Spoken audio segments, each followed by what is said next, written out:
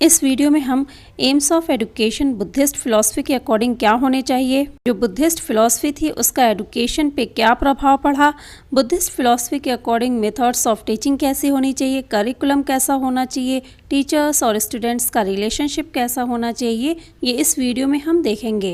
सबसे पहला पॉइंट हम देखेंगे एम्स ऑफ एजुकेशन यानी शिक्षा के क्या उद्देश्य हैं बुद्धिस्ट फिलॉसफी के अकॉर्डिंग। फिजिकल, मेंटल और स्पिरिचुअल डेवलपमेंट। बुद्धिज्म फिलॉसफी के अकॉर्डिंग जो व्यक्ति है उसका फिजिकल, मेंटल और स्पिरिचुअल डेवलपमेंट किया जाना चाहिए एजुकेशन के थ्रू। जो आज भी हमारी एजुकेशन सिस्टम है उसका मेन ऑब्जेक्टिव, उसका मेन जो पर्पस होता है वो यही होता है कि जो व्यक्ति है, जो पर्सन है, उसकी पर्सनैलिटी के जो डिफरेंट एस्पेक्ट्स हैं उसको डेवलप किया जाए। सेकेंड पॉइंट है डेवलपमेंट ऑफ गुड कंडक्ट। जो बुद्धिज्म फिलॉसफी है उसमें इस बात पे बहुत ज़्यादा जोर दिया गया है कि जो व्यक्ति का बिहेवियर है वो अच्छा होना चाहिए। बुद्धिस्ट फिलॉसफी के अकॉर्डिंग जो एजुकेशन है उसका मेन ऑब्जेक्टिव होना चाहिए कैरेक्टर डेवलपमेंट, और आज भी जो एजुकेशन है उसका मेन ऑब्जेक्टिव होता है character development. Progress and development of society. बौद्ध धर्म ने कास्ट सिस्टम को दूर करने की बहुत ज़्यादा कोशिश की थी और यही एक मेन रीज़न था कि बहुत सारे जो हिंदू धर्म के लोग थे वो हिंदू धर्म छोड़कर बौद्ध धर्म में शामिल हो गए थे। बौद्ध धर्म के अकॉर्डिंग शिक्षा प्राप्त करना सभी का अधिकार है, चाहे वो किसी भी कास्ट से बिलोंग करता हो।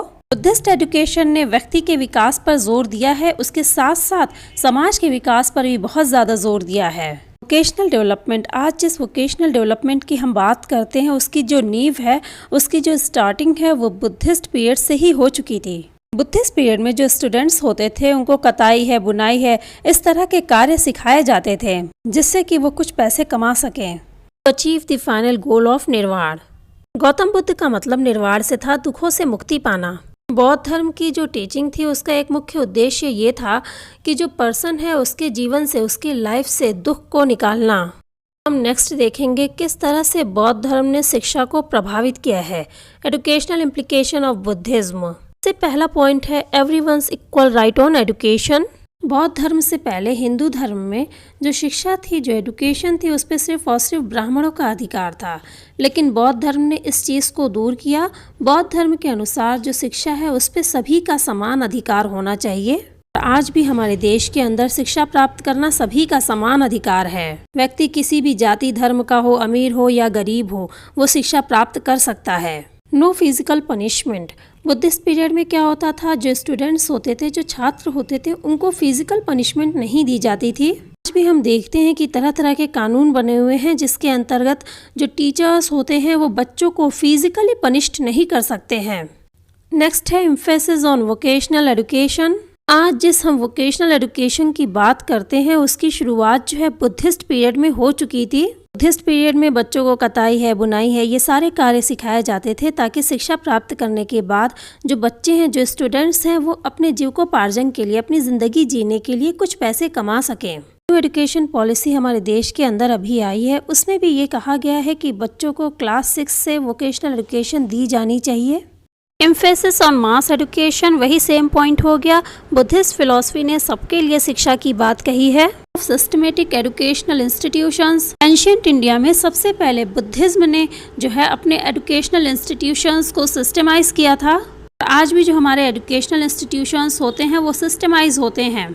सबके रोल जो है बटे होते हैं। एडमिनिस्ट्रेशन का क्या काम होता है, प्रिंसिपल का क्या काम है, टीचर्स का क्या काम है, ये सारे जो रोल होते हैं वो बटे होते हैं और एक सिस्टम के अकॉर्डिंग काम करते हैं। Education in the language of common people. जो आम लोगों की भाषा होती है, बुद्धिस्ट पीरियड में जो पाली लैंग्वेज थी वो कॉमन लैंग्वेज थी, वो सभी लोग बोलते थे। जो भी शिक्षा दी जाती थी वो पाली लैंग्वेज में दी जाती थी। एजुकेशन पॉलिसी 2020 आई है, उसमें भी गवर्नमेंट ने कहा है जो बच्चों की अपनी लैंग्वेज है उसमें उनको शिक्षा दी जाए। Method of teaching.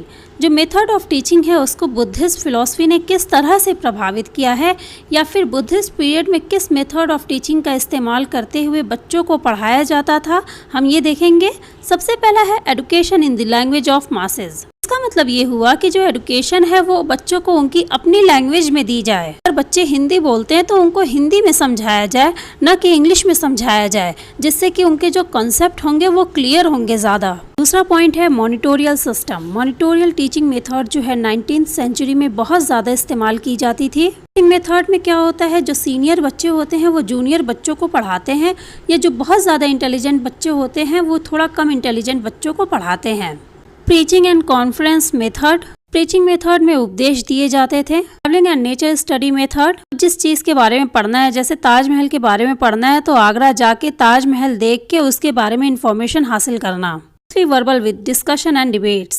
पीरियड में ज़्यादातर जो टीचिंग होती थी वो वर्बल होती थी, यानी मौखिक होती थी, जिसमें डिस्कशन होते थे, डिबेट्स होते थे।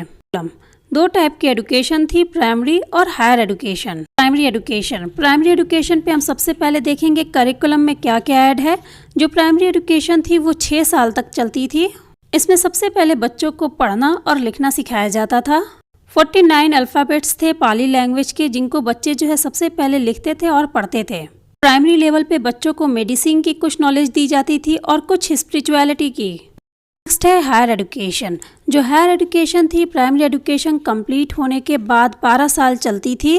सालों में बच्चों को ग्रामर पढ़ाया जाता था, बुद्धिज्म के बारे में कुछ बताया जाता था, हिंदुइज्म के बारे में बताया जाता था, एस्ट्रोलॉजी, मेडिसिन, एडमिनिस्ट्रेशन और मेटाफिजिक्स के बारे में बताया जाता था। टीचर्स। बुद्धिस्ट फिलॉसफी के अकॉर्डिंग जो टीचर्स होते हैं उनको अपने विचारों से भी अच्छा होना चाहिए और कैरेक्टर से भी अच्छा होना चाहिए। स्टूडेंट्स ऐसे होने चाहिए जो अपने जो टीचर्स हैं उनकी बातों को सुने और माने। जैसे हमने पूरी वीडियो में देखा कि जो बुद्धिस्ट फिलॉसफी थी उसने किस तरह से एजुकेशन को इन्फ्लुएंस किया है, प्रभावित किया है।